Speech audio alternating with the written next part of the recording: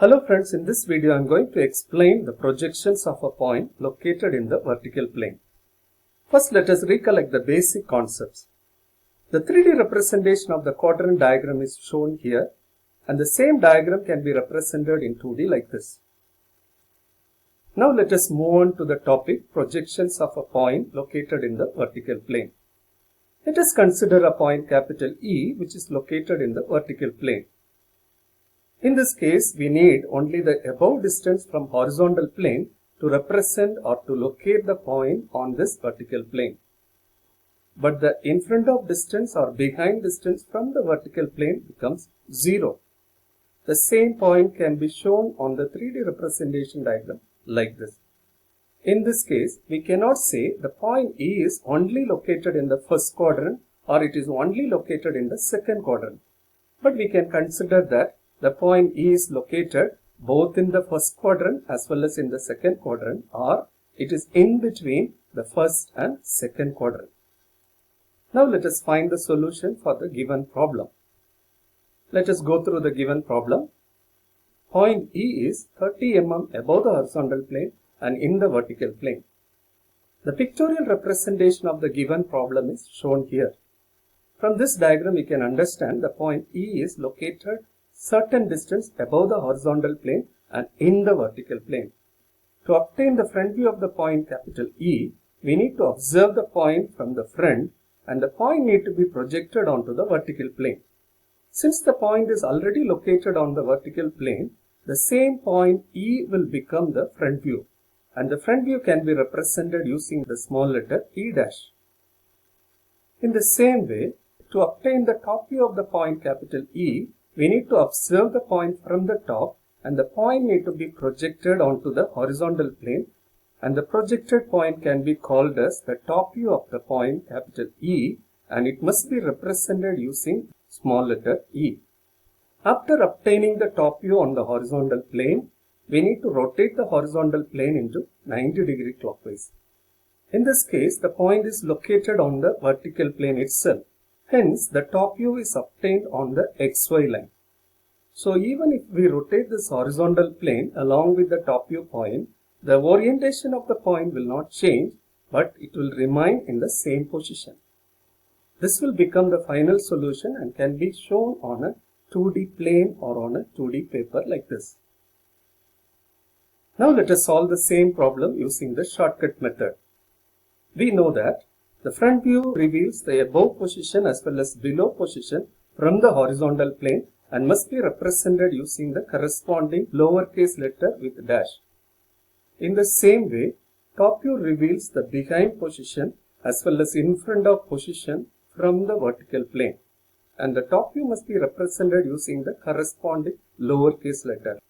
Here we can see the pictorial representation of the given problem. We can see that the point capital E is located certain distance above the horizontal plane and in the vertical plane. Temporarily, I am assuming that the front view point E dash and the top view point E are also located in the same origin point. For easy explanation, let me relocate this point to a newer location here.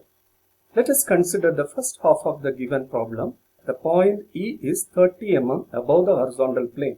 So, the front view point E dash need to be moved in the above direction for a distance of 30 mm. Now, let us consider the second half of the same problem. It is given that the point is in the vertical plane. That means the in front of distance and the behind distance from vertical plane is 0. So, the top view point cannot move towards left or right, but it will remain in the same origin point. This will become the final solution, and we need to represent the same on a two-dimensional paper or on a 2D plane like this. Now let us consider another point capital F which is also located on the vertical plane. To represent this point, we need the below distance from the horizontal plane. Here also the in front of distance and the behind distance from the vertical plane becomes 0. In this case, we cannot say the point F is located only in the third quadrant or it is only located in fourth quadrant. But we can consider the point F is located between the third quadrant and the fourth quadrant, or the point is located both in third quadrant and the fourth quadrant. Now let us find the projections of the point F using the general method. It is given that the point F is 30 mm below the horizontal plane and in the vertical plane. The same thing can be represented pictorially like this.